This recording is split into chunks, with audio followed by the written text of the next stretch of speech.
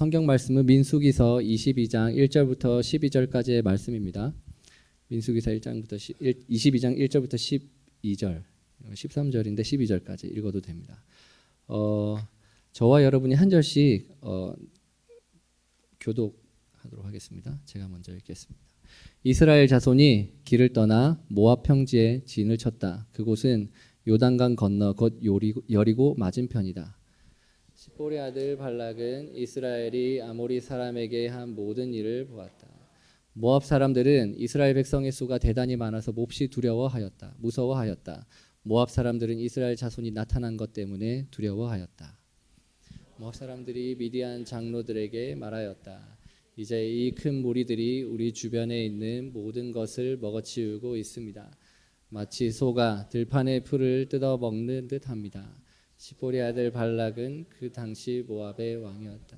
그는 부올의 아들 발람을 불러오려고 사신들을 부올로 보내어 말을 전하게 하였다. 그때 발람은 큰 강가 자기 백성의 자손들이 사는 땅 부올에 있었다. 발락이 한 말은 다음과 같다. 한 백성이 이집트에서 나와서 온 땅을 덮고 있습니다. 드디어 바로 나의 맞은편까지 와서 자리 잡았습니다.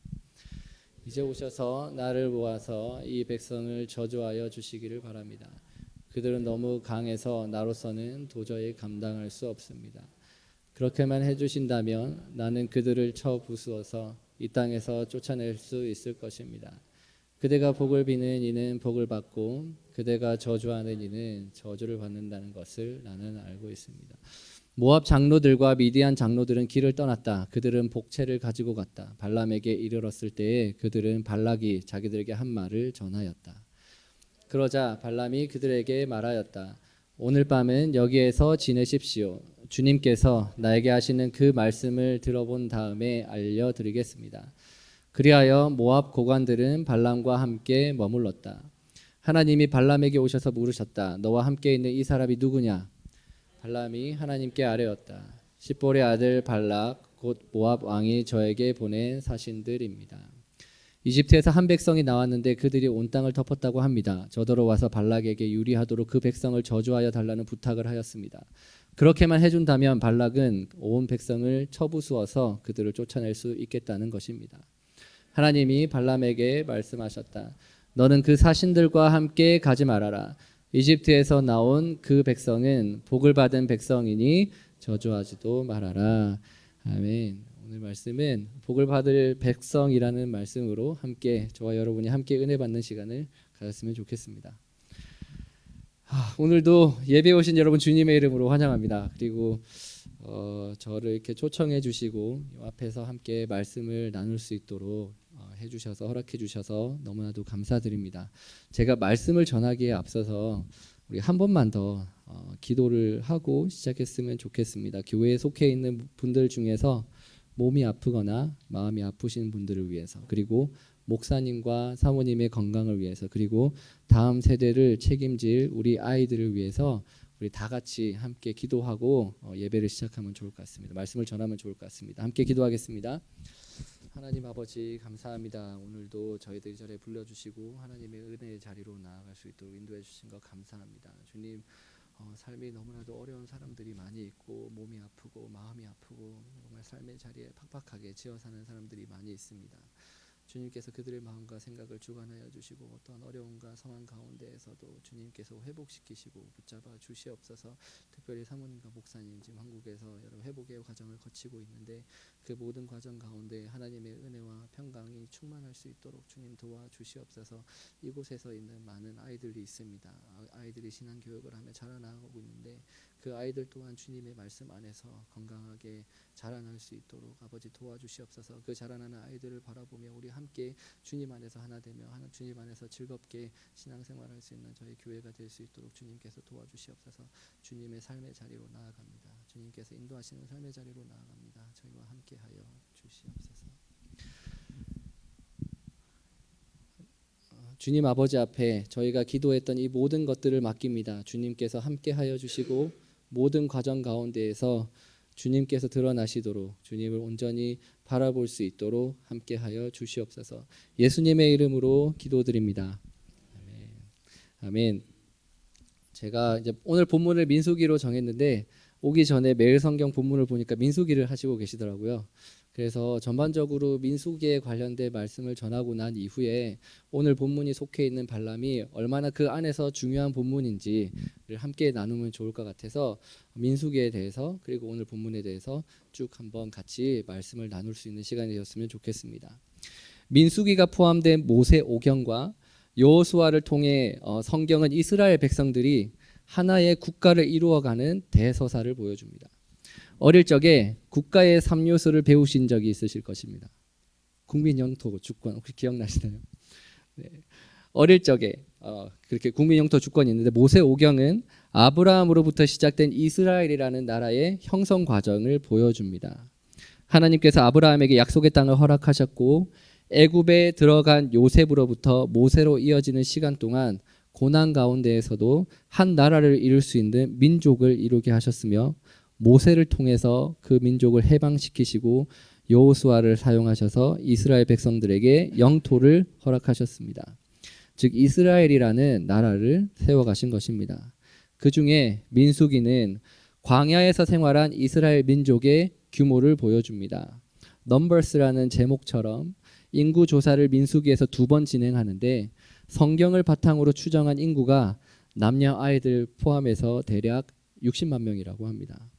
2023년 현재 리자이나 총 인구가 제가 구글에서 검색을 해보니까 18만 명이라고 하더라고요. 그러니까 당시 이스라엘 백성의 규모가 어느 정도였는지 어느 정도는 저희가 짐작하실 수 있을 것 같습니다. 민수기는 시내산에서 하나님의 계명을 받은 것을 시작으로 약속의 땅 가나안 땅 앞쪽까지 도달하게 되는 이야기를 다루고 있는데 그 여정 가운데에서 출애굽기에서 있었던 것처럼 민수기에서도 이스라엘 백성들의 불순종의 모습을 그리고 있습니다. 시내산에서 모세를 통해서 명확한 계명을 받았음에도 불구하고 그 속에서 하나님의 임재하심을 경험했음에도 불구하고 삶의 여정에서 직면하게 되는 어려움들로 인해서 하나님을 부정하고 원망하는 내용을 있는 그대로 보여주고 있고 그러한 이스라엘의 백성들과 그 마음과 생각을 단련시키기 위해서 고난을 허락하시는 이야기를 민수기는 담고 있습니다. 이러한 이스라엘 백성들의 훈련의 여정이 출애굽기에도 나오지만 출애굽기에서 나오는 불순종과 확연히 다른 점은 출애굽기에서는 불순종 이후 하나님께서 이스라엘 백성들에게 징계를 하시지 않습니다. 출애굽기 14장 홍해 앞에서 원망했을 때, 마라에서 먹게 된 쓴물로 인해서 원망했을 때, 16장에 먹을 것이 없는 광야에서 원망했을 때, 그리고 이어지는 여정 중에서 부족한 물에 대한 원망 등이 출애굽기에서 소개되고 있었는데 하나님께서는 이들을 징계하지 않으시고 모세를 통해서 그들의 바램을 이루어 주셨습니다. 하지만 민수기에서 불순종은 그에 대한 대가를 치러야 됐습니다. 민수기 11장에 만나만 먹는 상황에 대한 불평과 원망 때문에 이스라엘 백성들은 한 달 동안 메추리만 먹어야 됐습니다. 13장에서 가나안 땅을 염탐한 이후 그들의 강성한 세력 때문에 지금까지 인도해 주신 하나님을 원망하였고 이로 인해서 40년간의 광야 생활을 그들은 더 해야 했습니다. 21장에서 광야를 계속해서 헤매는 것에 대한 원망으로 불뱀이 나와서 많은 이들이 죽을 수밖에 없는 상황에 처하기도 하였습니다. 출애굽기의 말씀과 비교해 보면 분명히 다른 상황들이 이스라엘 백성들에게 펼쳐지고 있음을 알 수 있습니다. 그렇다면 무엇이 다르기에 이와 같은 처벌들을 민수기에서 이스라엘 백성들은 감당하여야 했을까요? 그것은 바로 시내산에서 모세를 통해 하나님의 영광을 경험하고 있는 이스라엘 민족으로서 지켜야 할 계명, 법들을 정립함으로 하나님의 백성으로 살아가기로 결단하였음에도 불구하고 이전과 동일한 삶을 살아가려 했던 이스라엘 백성들을 깨닫게 해주시기 위해서였던 것입니다. 나라가 생기면 그 나라가 추구해야 하는 삶의 모습들을 법으로 정하게 되는데 시내산에서 정한 율법들과 하나님의 계명들이 이스라엘 백성들이 한 민족으로 그리고 가나안 땅으로 들어가서 한 국가로 살아내도록 하기 위한 정체성을 드러낸다고 할 수 있습니다. 그 나라의 백성이 아니라면 굳이 다른 나라에서 그 나라의 법을 지키지 않아도 되는 것처럼 애굽으로부터 나와서 그 이전과는 다른 삶, 하나님의 백성으로 살기로 결단했다면 하나님의 백성으로 살아내기 위해 지켜야 할 계명들과 율례들, 그리고 그 속에 담겨 있는 가치들을 품고 살아내야 한다는 것을 민수기를 통해서, 그리고 이스라엘 민족들의 불순종에 대한 대가를 보여줌으로써 뼈저리게 알려주시고 있는 것입니다. 하나님의 백성으로서 우리는 이전과는 분명히 다른 삶을 살아가야 합니다. 그리고 그러한 결단과 변화가 가능한 이유는 바로 노예의 삶을 살아야 했던 이스라엘 백성들이 출애굽의 은혜를 경험하고 이를 기념하기 위해서 매년 유월절을 지켜 행해왔던 것처럼 하나님께서 우리의 인생에 개입하시고 우리의 삶에 은혜를 더해 주신 바로 그 감사의 순간, 은혜의 경험들이 있기 때문입니다. 그런 은혜의 순간, 변화의 순간들을 잊어버리고 옛날의 관습과 습관에 함몰되어 이전과 동일한 삶을 살아가게 된다면 하나님께서는 자신의 백성으로 살기로 결단한 이들을 결코 포기하시지 않으시는 분이기 때문에 하나님의 백성의 삶의 자리로 다시 우리들을 인도하시기 위해 다양한 일들을 우리들에게 또는 다른 이들에게 경험하게 하시는 것입니다. 그리고 그러한 다양한 경험들이 민수기에서는 불순종에 대한 고난으로 나오게 되는 것입니다.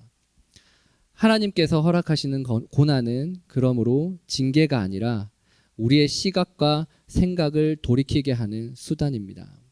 그렇기 때문에 고난이 오기 전 우리의 생각과 마음들을 돌이키기만 한다면 은혜롭고 자비로우시며 노하기를 더디하시는 하나님께서 그 징계를 거두시고 그러한 회개를 있는 그대로 받아주시는 분이심을 기억하셨으면 좋겠습니다.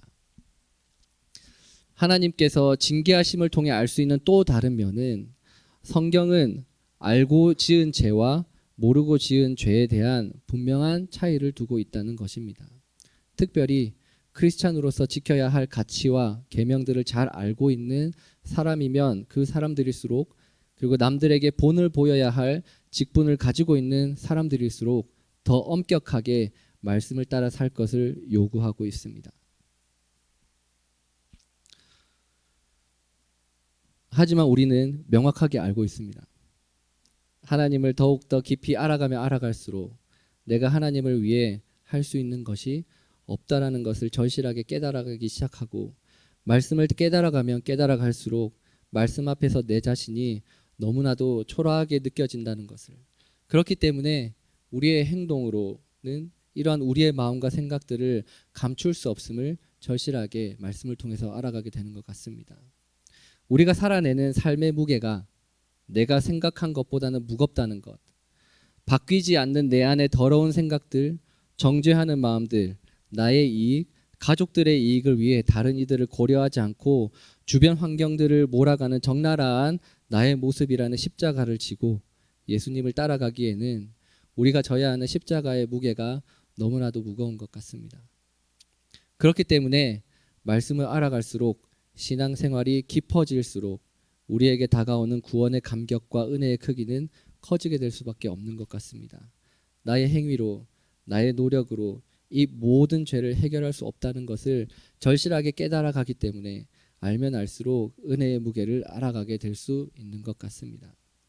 그러므로 천국에 가기 위해, 복을 받기 위해 하나님 앞에서 계명을 지켜 행하고 우리의 삶을 마치 수도원에서 사는 사람들의 삶처럼 만들어가는 것은 오히려 하나님의 은혜를 값싸게 만들어 버리는 것이라고 보네퍼라는 신학자는 이야기합니다. 하나님의 기준과 우리의 기준은 엄연하게 다르지만 우리가 생각하는 신앙의 표본, 모습, 엄격함 등을 충족함으로 이렇게 하나님을 위해 나의 인생을 살아내고 있으니 하나님께서 구원해 주실 거야, 축복해 주실 거야 라고 믿는 것은 우리의 생각과 행동으로 인해 구원을 쟁취할 수 있다는, 구원이 마치 우리가 살아낸 삶의 현장의 대가처럼 생각하는 것과 다를 바 없기 때문입니다. 하나님의 은혜는 경험하면 경험할수록 나의 부족함, 무기력함을 뼈저리게 느끼게 되고, 그렇기 때문에 그런 나를 위해 하나밖에 없는 자신의 아들을 내어주신 하나님의 사랑이 깊이 있게 깨달아지게 되는 것, 그런 깊은 감사와 은혜가 현재의 삶 속에서 직면하게 되는 고난을 짊어지게 하고 기꺼이 주어진 상황들을 감당케 하는 것 같습니다. 민수기의 말씀은 그런 맥락으로 말씀을 알아가는 이스라엘의 백성들, 불순종함을 통해서 감사가 없는 삶, 지금의 순간이 있기까지 인도해 주신 하나님의 손길을 망각하고 자신의 바뀌지 않는 아집, 생각 등을 드러내고 있는 것입니다. 그렇기 때문에 민수기의 오늘의 본문이 속해 있는 발람의 이야기를 통해서 그럼에도 불구하고 하나님의 백성들을 향한 하나님의 사랑과 관계하심에 대해서 이야기하고 있는 것입니다. 오늘의 본문인 발람의 이야기를 통해 복을 받은 하나님의 백성들을 향한 하나님의 시각을 세 가지로 생각해 보려고 합니다. 첫 번째로, 하나님은 사람의 의지를 초월하지 않으시는 분이십니다. 말씀을 보면 발락이 발람에게 2번 사자를 보냈고 두 번째 발람이 승낙을 하였습니다. 발람은 첫 번째 제안을 두고 하나님께 기도하였을 때에 가지 말라는 하나님의 명확한 응답을 받았습니다. 오늘 본문 22장 12절의 말씀입니다. 잠깐 띄워주시면 제가 읽겠습니다. 하나님이 발람에게 말씀하셨다. 너는 그 사신들과 함께 가지 말아라. 이집트에서 나온 그 백성은 복을 받은 백성이니 저주하지도 말아라. 그렇게 발락으로부터 두 번째 제안이 왔다 하더라도 칼같이 거절하는 것이 올바른 행동이었을 것입니다. 하지만 발람은 명확한 하나님의 응답을 받았음에도 불구하고 다시 한번 하나님께 물었고, 이를 통해서 발람이 발락 왕의 부름에 응답하고자 하는 개인적인 마음이 있다는 것을 우리는 알 수 있습니다. 그리고 하나님께서도 그런 발람의 마음을 아셨기 때문에 이와 같이 발람에게 응답하셨습니다. 민수기 22장 20절의 말씀입니다. 그날 밤에 하나님이 발람에게 오셔서 말씀하셨다. 이 사람들이 너를 부르러 왔으니 너는 일어나 그들과 함께 가거라. 그러나 내가 너희에게 하는 말만 하도록 하여라. 하지만 가는 길에 현재 발람의 영적 상태를 하나님께서는 적나라하게 그대로 보여주셨습니다. 하나님의 말씀을 쫓아 순종하고 있다고 생각하는 발람의 마음에 경각심을 주기 위해서 하나님의 선지자를 나귀보다도 못한 존재로 만들어버리신 것입니다. 나귀를 통해서 진정 하나님이 원하시는 결단이 무엇인지 우선적으로 보여주셨지만, 그렇게 하심으로 발람의 발걸음을 돌리게 하신 것이 아니라 비록 그 길이 잘못된 길이라는 것을 깨닫게 하시더라도 하나님께서는 그 길을 선택한 그 사람을 존중해 주시고 그 길 속에서도 하나님의 말씀을 순종하며 살아갈 수 있는 또 다른 길을 알려주시는 분이심을 오늘의 본문을 통해서 알 수 있는 것입니다. 우리는 이와 같은 하나님의 안타까운 연민의 마음을 왕에게 기름을 붓는 사무엘을 통해서도 알 수 있습니다. 왕을 세우실 때에 왕을 세우는 것 자체가 그 마음에 하나님 두는 것을 싫어하는 이스라엘 백성들의 생각이 바탕에 있었음을 하나님께서는 명확하게 알고 계셨습니다. 사무엘상 8장 7절 8절의 말씀입니다. 주께서 사무엘에게 말씀하셨다. 백성이 너에게 한 말을 다 들어주어라.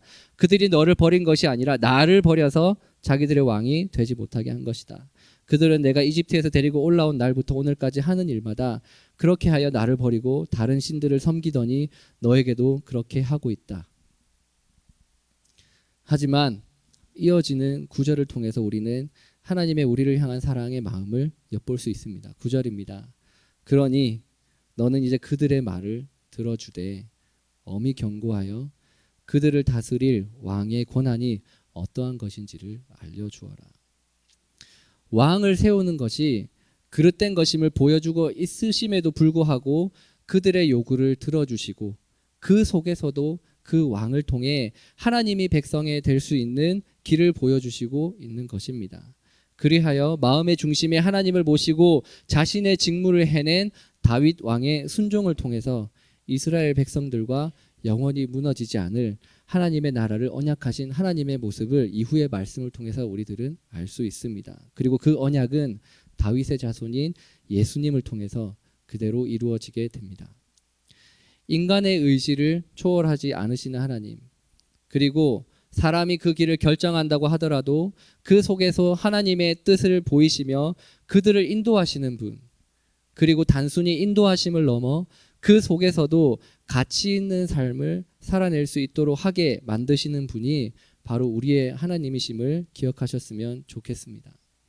그렇게 주어지는 매 순간의 선택들마다 후회하기보다 그 선택을 통해서 하나님의 어떠한 인도하심이 있을지를 기대하고 어떻게 하면 그 선택 속에서도 하나님의 복된 백성으로 살아낼 수 있을지에 대해 고민해 볼 수 있는 저와 여러분이 되었으면 좋겠습니다. 두 번째로 하나님께서는 그럼에도 불구하고 다가오는 유혹들을 잘 헤쳐나갈 수 있도록 도와주시는 분이십니다. 발락이 보낸 신하를 통해 두 번의 재물의 유혹을 받았었고, 발락과 대면한 이후 이스라엘 백성들을 저주하라는 불순종의 유혹이 3번이나 있었습니다. 하지만 발람이 그러한 유혹을 받을 때마다 하나님께서는 직접적인 계시하심으로 발람이 그와 같은 유혹을 이겨낼 수 있도록 도와주셨습니다. 발람의 입술을 통해 이스라엘 백성들을 향한 축복의 말들을 선포하게 하심으로 처음 하나님의 말씀을 기억하게 하시고 그 말씀을 따라 순종할 수 있도록 인도해 주신 것입니다. 하나님은 자신의 말씀을 가진 이들에게 큰 기대를 가지고 계시고 겪어야 하는 과정들을 잘 헤쳐나갈 수 있도록 우리에게 끊임없이 계시하시는 분이십니다. 솔로몬 왕이 하나님의 말씀으로부터 벗어나는 삶을 살아가고 있을 때마다 하나님은 직접적으로 솔로몬 왕에게 계시하시며 바른 길로 갈 수 있도록 인도하시기 위해 노력하셨습니다. 열왕기상 11장 9절에서 10절입니다. 이와 같이 솔로몬의 마음이 주 이스라엘의 하나님을 떠났으므로 주께서 솔로몬에게 진노하셨다. 주께서는 2번씩이나 솔로몬에게 나타나셔서 다른 신들을 따라가지 말라고 당부하셨지만 솔로몬은 주께서 하신 말씀에 순종하지 않았다. 비록 솔로몬 왕의 선택은 좋지 않았지만 하나님은 그와 같이 자신의 의도와 생각을 드러내시며 끝까지 권면하고 기다리시는 분이심을 솔로몬을 통해서도 드러내고 있는 것입니다. 요나서를 보면 이스라엘 백성들을 끊임없이 괴롭혀온 아수르 민족들에게도 이와 같은 기대를 가지고 계셨습니다. 비록 그들이 역사적으로 북이스라엘을 수도 없이 괴롭혀왔지만 그럼에도 불구하고 그들을 사랑하시는 하나님의 마음, 그리고 끝까지 그들을 포기하지 않으셔서 정말로 가고 싶어 하지 않는 선지자 요나를 고레 속에 집어넣으시기까지 하셔서 아수르 민족들에게 기회를 주시고 그들의 삶이 돌이켜지기를 기대하셨습니다. 그리고 그러한 기대대로 아수르 왕과 민족들이 죄를 뒤집어쓰고 회개하였고 그러한 모습을 사랑의 모습으로 바라보시며 예정하셨던 징계를 돌리셨습니다. 하나님은 징계하시기를 즐기시는 분이 아니십니다. 끝까지 그분의 말씀과 생각을 끊임없이 우리에게 말씀을 통해서 주변 사람들과 상황들을 통해서 계시하시며 자신의 자녀들의 삶을 결단코 포기하시지 않으시는 분이심을 기억하셨으면 좋겠습니다. 끝까지 그 사람에 대한 사랑의 마음, 기대의 마음을 거두시지 않고 참고 인내하시며 하나님의 백성으로 살아낼 수 있는 우리의 선택을 기다리시는 분이 바로 우리의 하나님이십니다. 그렇기 때문에 우리에겐 언제나 하나님을 향해 돌아설 수 있는 기회가 있고 그러한 선택을 할 수 있음을, 그리고 그러한 선택들을 끝까지 잘 유지할 수 있도록 끝까지 도와주시고 지지해 주시는 분이 바로 우리의 하나님이심을 잊지 않으셨으면 좋겠습니다. 세 번째로 하나님은 모든 상황 속에서 우리의 삶을 축복해 주시는 분이십니다. 발락은 발람에게 장소를 옮겨가며 발람 선지자가 이스라엘 백성들을 저주해 주시기를 바랬습니다. 하지만 하나님께서는 발람은 어디로 데려가는 것과 관계없이 이스라엘 백성들을 끝까지 사랑하시고 축복해 주셨습니다. 첫 번째로 발람을 바알의 산당들 중 이스라엘 백성들을 모두 볼 수 있는 장소로 데려갔습니다. 민수기 22장 41절입니다. 다음 날 아침이 되니 발람을 데리고 바알 산당으로 올라갔다. 거기에서 발람은 이스라엘 백성이 친 진의 끝부분, 이거 아닌데 제가 잘못 넣었네요. 제가 잘못 넣었습니다. 민수기 22장 41절에 그 바알 산당에서 올라가서 그 산당에서 이스라엘 백성들을 보았을 때 이스라엘 백성들이 모여 있는 모든 진들을 한눈에 볼 수 있는 곳으로 발람을 이끌어갔습니다. 그리고 그러한 바알의 산당에서 하나님의 선지자에게 발락은 하나님의 백성인 이스라엘 백성들을 저주하라고 부탁하고 있었던 것입니다. 하지만 그러한 바알 산당 아래서 하나님은 발람 선지자를 강건하게 하셨고 우상의 예배당 한가운데에서 축복의 말씀을 선포하게 하셨습니다. 두 번째로 발락은 이스라엘 백성들을 다 보지 못하는 곳, 이스라엘 백성들의 끝만을 볼 수 있는 장소로 이동하였습니다. 요 말씀인데 민수기 23장 13절의 말씀인데 이거는 표준 세번역으로 보는 것보다 개정개역으로 보는 게 조금 더 잘 이해가 돼서 제가 개정개역으로 가지고 왔습니다. 이거 한번 같이 읽어보겠습니다. 23장 13절 말씀입니다. 민수기 23장 13절 말씀 제가 읽어드리겠습니다. 발락이 말하되 나와 함께 그들을 달리 볼 수 있는 곳으로 가자. 거기서는 그들을 다 보지 못하고 그들의 끝만 보리니 거기서 나를 위하여 그들을 저주하라 하고. 그곳에는 이스라엘의 백성들의 여정에서 가장 뒤처져 있는 사람들이 있는 곳, 잘못을 저질렀거나 부정한 병에 걸려 있는 사람들이 진 밖에 나와서 무리를 따라가던 사람들로 구성되어 있는 곳입니다. 민수기 5장 1절에서 5절의 말씀을 보면 이와 같이 나옵니다. 여호와께서 모세에게 말씀하여 이르시되 이스라엘 자손에게 명령하여 모든 나병 환자와 유출증이 있는 자와 주검으로 부정하게 된 자를 다 진 밖으로 내보내되 남녀를 막론하고 다 진영 밖으로 내어보내 그들이 진영을 더럽히게 하지 말라.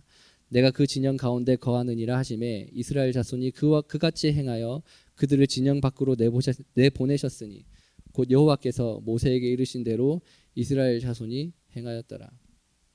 발락은 그런 부정한 사람들을 의도적으로 바라보게 하며 저주의 말을 선포하도록 만든 것입니다.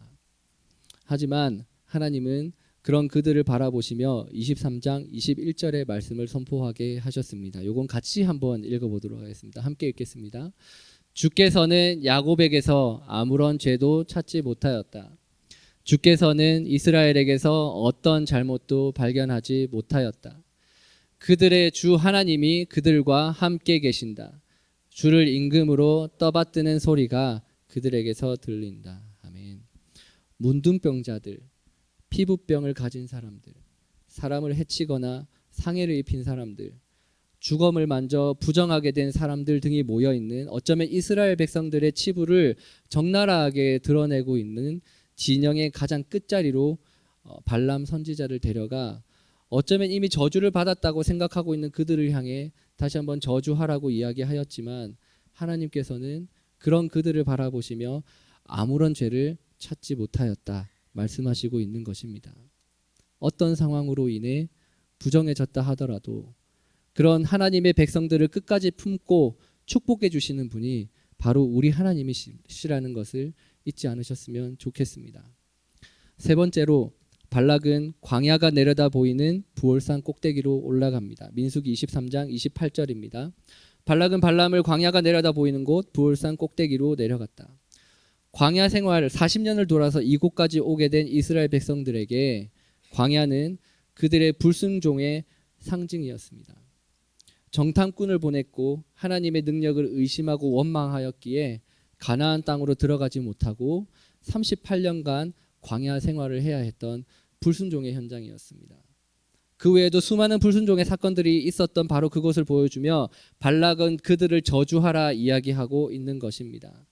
그리고 하나님은 그런 불순종의 상징인 광야를 목전에 두고 발람을 통해서 이와 같이 선포하십니다. 24장 5절의 말씀입니다. 이거 함께 읽어보겠습니다. 야곱아 너의 장막이 어찌 그리도 좋으냐 이스라엘아 너의 사는 곳이 어찌 그리도 좋으냐. 아멘. 개정개역에는 야곱이여 내 장막들이 이스라엘이여 내 거처들이 어찌 그리 아름다운고 라고 이야기합니다. 비록 불순종의 상징적 장소이자 이스라엘 백성들의 삶의 애환이 담겨있는 장소였지만 그런 곳마저 돌이켜보니 하나님의 축복의 장소이자 아름다운 장막이었음을 말씀하시고 있는 것입니다. 우리의 각자 인생을 돌아보았을 때 아마 후회되는 지점을 찾아보라고 한다면 특별히 하나님의 백성으로서 제대로 살아내지 못한 순간들을 찾아보라고 한다면 너무나도 쉽게 찾을 수 있는 순간들이 있을 것 같습니다. 그 모든 과정들을 하나님께서는 아시고 있으심에도 불구하고 하나님의 백성으로서 살아내기 위해 가나안 땅으로 비틀거리며 걸어가고 있는 이스라엘 백성들의 인생을 우리의 인생들을 이와 같이 아름답다라고 말씀하시고 있는 것입니다. 하나님은 자신의 백성들을 결코 포기하시는 분이 아니십니다. 한번 하나님의 백성으로 살겠다 결단한 사람들을 하나님은 기억하셔서 이전의 삶과는 다른 하나님의 백성으로서 이 땅에서 살아내도록 하시기 위해 훈련시키시고 인내하시며 축복하고 계신 분이 바로 우리의 하나님이심을 오늘의 본문은 이야기하고 있는 것입니다. 여러분 혹시 한경직 목사님을 아십니까? 그분은 영락교회를 개척하시고 그 교회와 그 지역을 부흥시키시며 한국 교회사에 큰 발자취를 남기신 훌륭하신 목사님입니다. 열심히 목회하시다가 은퇴를 하시고 마지막 순간을 어느 작은 기도원에 들어가서 조용히 신앙생활 하시며 여생을 보내고 계셨는데 한 기자가 그분의 전반적인 삶을 한번 조명해 보기 위해서 인터뷰를 하러 그 기도원으로 들어갔습니다. 그래서 이제 결국 그 한경직 목사님을 만나게 됐는데 그때 목사님이 한마디 하시며 인터뷰를 거절하셨습니다. 그때 그 한마디가 바로 이 말씀이었습니다. 저는 죄인입니다. 영락교회를 개척하시고 수많은 이들을 말씀을 통해서 하나님께 이르게 하신 훌륭한 목사님임에도 불구하고 자신을 죄인이라고 고백하시면서 그러한 인터뷰를 거절했던 것입니다. 근데 이분은 1992년에 템플턴 상이라는 상을 받으셨습니다. 이 상은 1973년부터 생명의 영혼성, 정신성을 확증해 주는데 탁월하게 기여한 공을 기리는 인류애와 종교적 성취가 뛰어난 인물에게 시상하는 종교계의 노벨상이라고도 합니다. 이 상을 1992년에 받으셨는데 이때 상을 받고 소감을 이야기하는 자리에서 이와 같이 이야기하셨습니다. 자신은 신사참배를 한 사람이다 라고 고백하며 그 자리에서 눈물을 흘리셨습니다. 사실 1992년이었기 때문에 이야기하지 않았다면 모르거나 어쩌면 모른 척하고 지나갈 수 있었던 아주 오래된 자신의 부족함을 이분은 목회하시면서 그리고 상을 받는 바로 그 순간에도 그리고 은퇴하고 난 이후에도 늘 자신의 그런 부족한 모습을 곱씹으며 그런 자신을 구원해 주신 하나님의 은혜를 기억하고 겸손하게 살아내기 위해 노력해 오신 것입니다. 우리는 죄인입니다. 그리고 그 죄는 그 어떤 행동들을 한다 하더라도 씻을 수 없는 너무나도 무거운 죄입니다. 하지만 하나님께서는 우리의 허물을 알고 계심에도 불구하고 우리가 지금까지 어떤 마음과 생각을 가지고 살아왔는지에 대해서도 적나라하게 알고 계심에도 불구하고 하나님께서 원하시는 선택과 삶을 살지 않기로 결단하고 나의 마음과 생각대로 살려고 노력하는 것을 알고 계심에도 불구하고 결단코 그런 우리들을 하나님의 백성으로 받아주시고 축복해 주시며 얼룩진 우리의 인생들을 아름답다 말씀해 주시고 있는 것입니다. 오늘의 본문을 통해서 그리고 앞으로 이어지는 민수기의 말씀들을 통해서 우리의 생각과 인생을 초월하지 않으시고 오히려 그런 엉망진창인 삶 속에서도 선한 길로 인도하시는 그 하나님, 우리의 허물을 보지 않으시는 그 하나님을 바라보며 오늘 하루도 그리고 이어지는 내일 하루도 감사함으로 하나님의 복된 백성으로 살아낼 수 있는 저와 여러분이 되기를 주님 안에서 간절히 축원합니다. 우리 함께 기도하겠습니다.